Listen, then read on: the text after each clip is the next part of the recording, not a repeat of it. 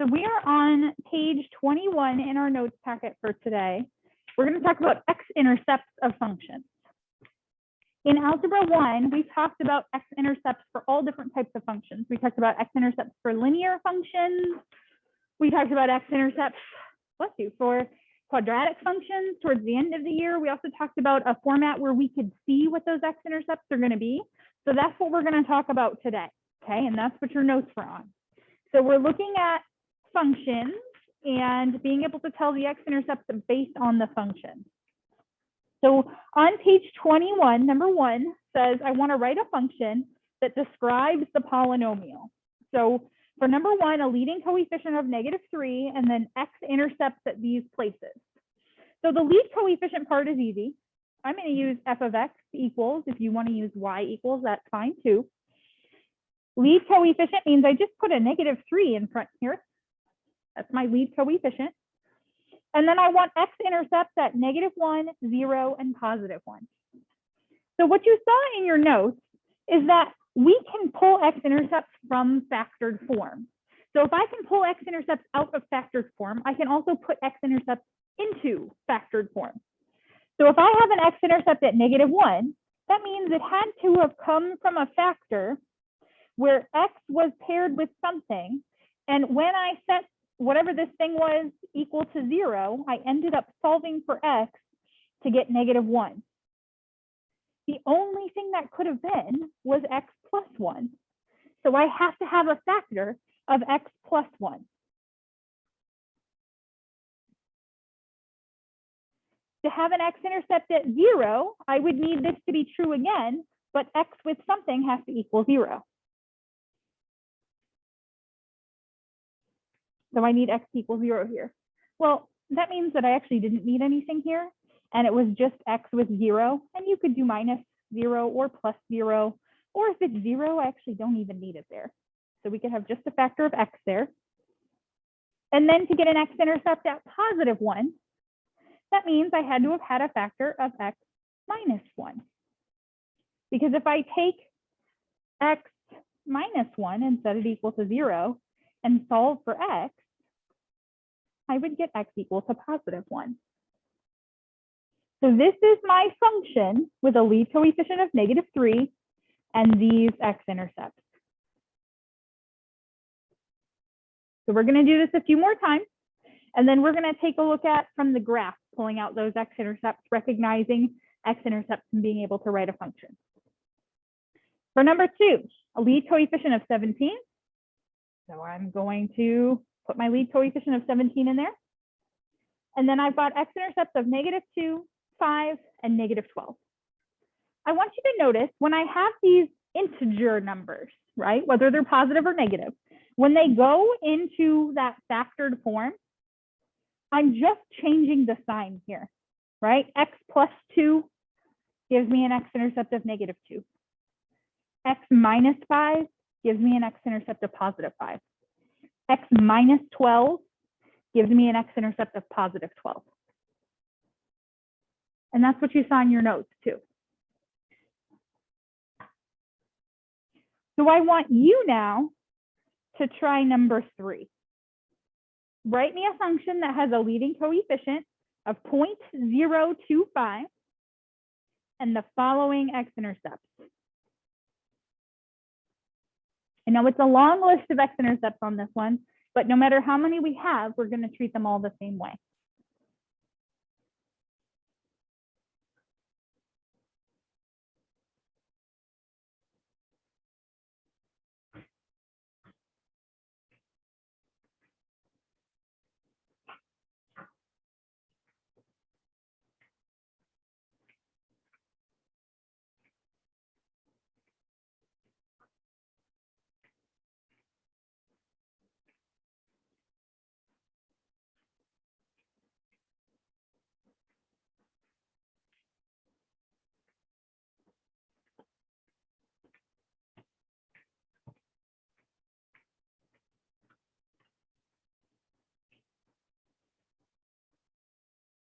I'm going to start with my f of x. What should come right after the equal sign?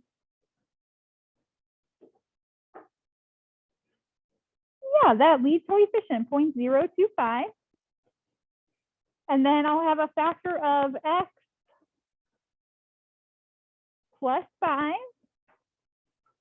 and then x plus 4, and then x plus 1. And then what about this 0 here? Just x. If you did x plus 0 or x minus 0, that's fine too. But we can just put the x. I also know some people don't like to leave this like single x in the middle of their function. There are several people that prefer it to be right next to the lead coefficient. That's usually how you're going to see it if I give a function to you. So if you squeeze your x in right here, that's also fine. And then x minus 2 and x minus 3. Not too bad? Okay. Let's take a look at one more. This one's a little different because I have the same x-intercept listed multiple times. So if I start writing this, f of x equals the coefficient of -1, so -1. And then this would be x minus 1, and then another x minus 1. Because I have the same x-intercept listed twice. Now, anytime I have a thing multiplied by itself, I can write it in a little bit shorter format. So if I had, for example, 3 times 3, what could I write that as? 3 squared. Yeah, I could use an exponent to represent I've got the same thing multiple times, right? Just like x times x would be x squared. Okay? So right here, I can write this function as f of x equals -1 times x minus 1 squared. And so we've seen exponents on factors before when we were talking about degree and we had factored form. We've seen stuff like this before. We're going to talk more about this a little bit later this week, what that exponent kind of does to this x-intercept, what it means for the graph of my function. But for today, I just want us to be at a place where we can recognize if I've got multiple of the same x-intercepts listed, I can use an exponent to kind of shorten that function up. Questions for me so far? Okay. And then we're going to take a look at a couple of graphs. So we have sort of one extra step for 5 and 6, and that's to actually get the x-intercepts from the graph. So for 1 through 4, the x-intercepts were given to us. For 5 and 6, we need to look at the graph and recognize them ourselves. Remember that x-intercepts are the place where the graph crosses the x-axis. So as I look at number 5, my scale is by 1s here. So I can see an x-intercept here at what looks like -2, an x-intercept here at 0, and an x-intercept here at +2. It tells me I have a lead coefficient of 2. So now I'm going to write my function. F of x equals 2 times x plus 2 times x minus 2.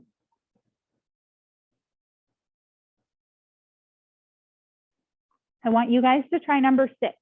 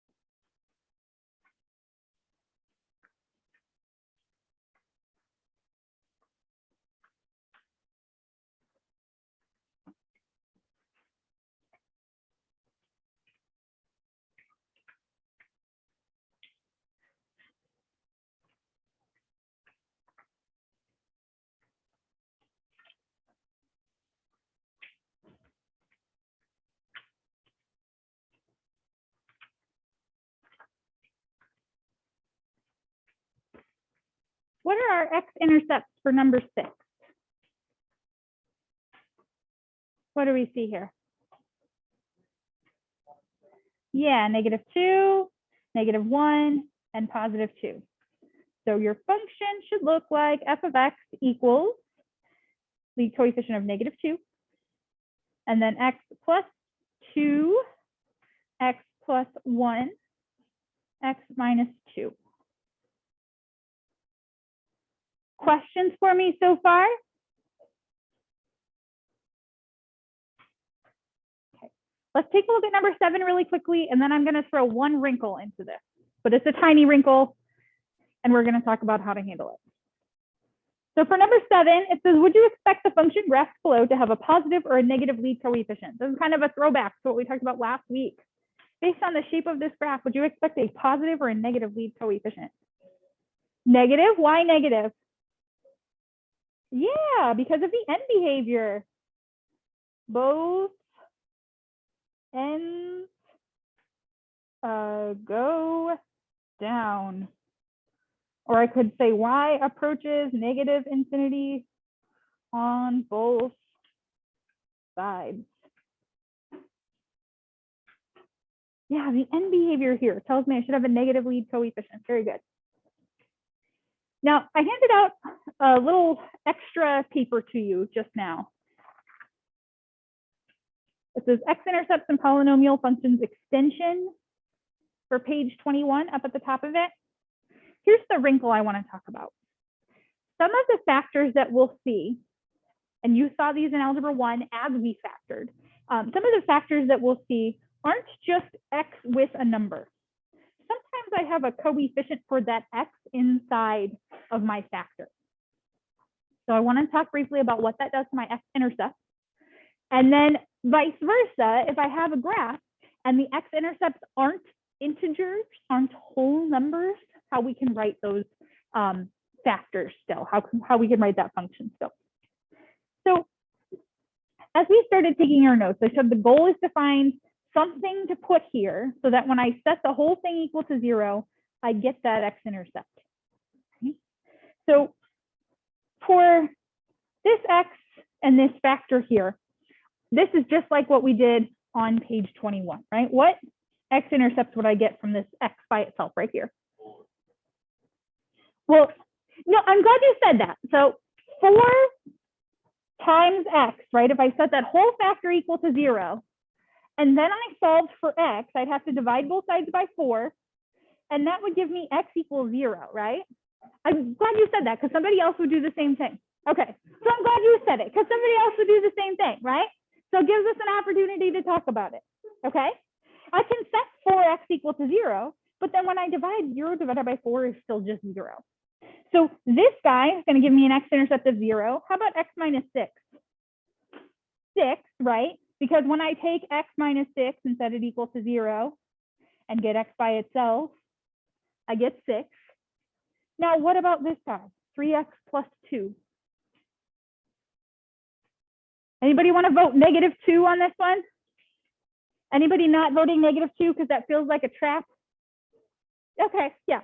Yeah, it should, right? Because it's not, if it was going to be 2, it would just be x plus, or -2, it would just be x plus 2 as my factor, right? What's that 3 doing in there? That 3 is in there because my x-intercept's not at -2. So let's take the same strategy we took here. Let's take 3x plus 2 and set it equal to 0 and solve for x. I've got an extra step here, and that's going to give me a little bit different x-intercept, -2/3. It's not just move the 2. I have to get x by itself, so that means I got to move the 3 as well. So my x-intercept list so far is 0, 6, and -2/3.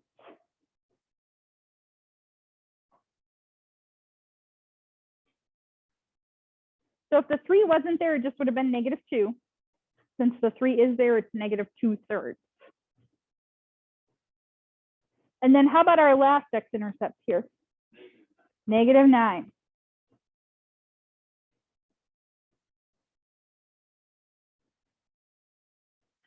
Now let's take a look at B. Right out of the gate, 2x plus 3. So if I want to find my x-intercept here, and as we do more of these, I'll bet some of you won't even need to do the set equal to 0 part. I bet you'll find, oh, Yeah, a way to do that a little bit faster. So you right out of the gate told me -3 halves. How'd you know -3 halves? Yeah, so opposite sign of whatever's in parentheses with x. And then we also had to divide by that coefficient. Okay, so if you want to see the work here, I can do that. I took that factor and set it equal to 0. My first step would be to move to 3. And then I'm going to divide by 2. So I get x to be -3 halves.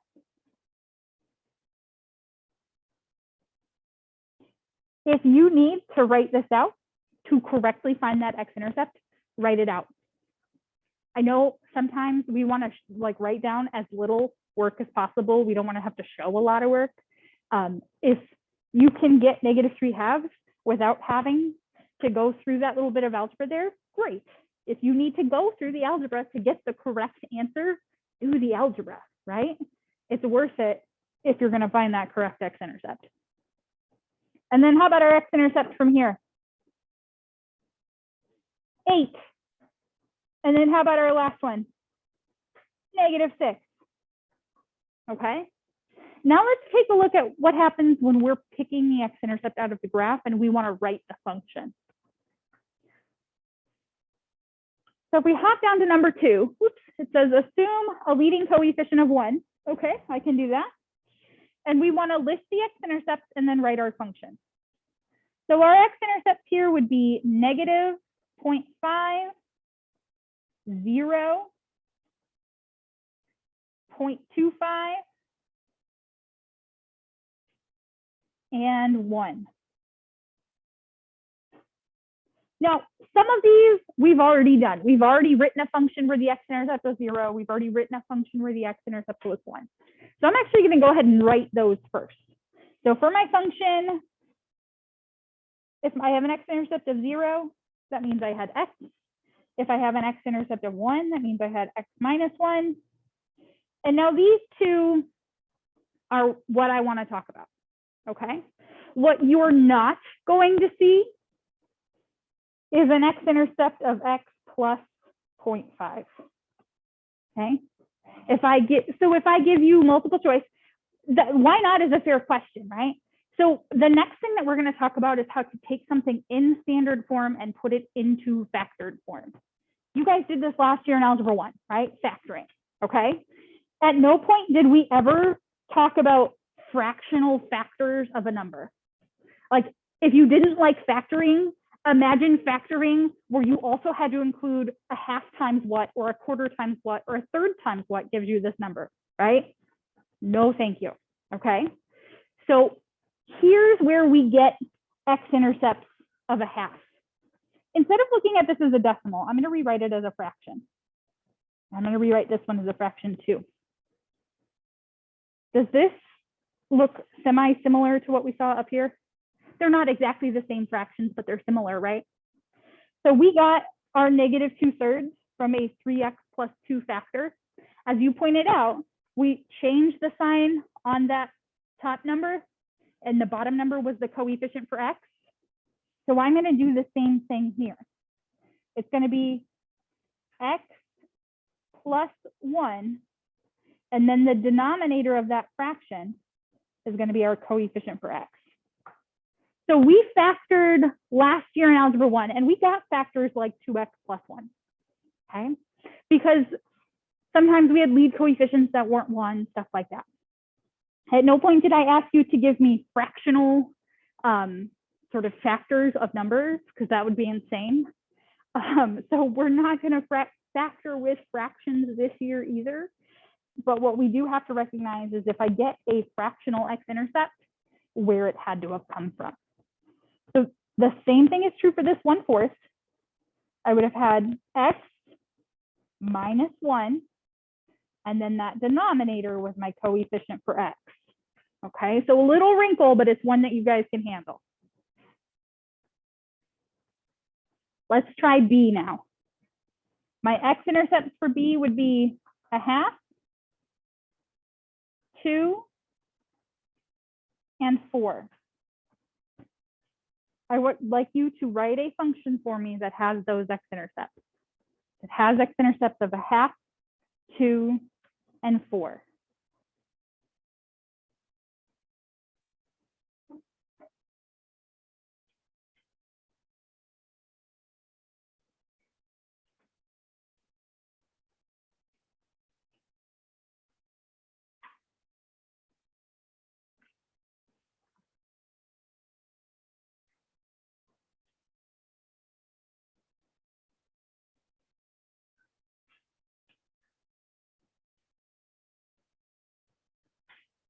What factors will I have here?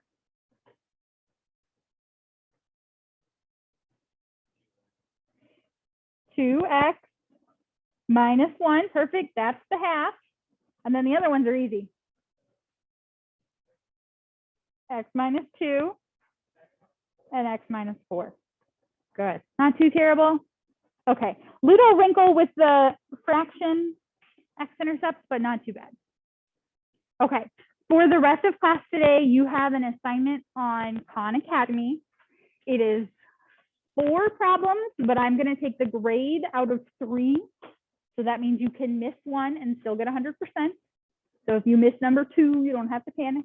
You can still get 100. And it's over this same idea. Okay, identifying those x-intercepts or factored form, from factored form, what I can expect my x-intercepts to be. Okay, Khan Academy is where your assignment lives, and you need to have completed it by the end of class. You have about 15 minutes.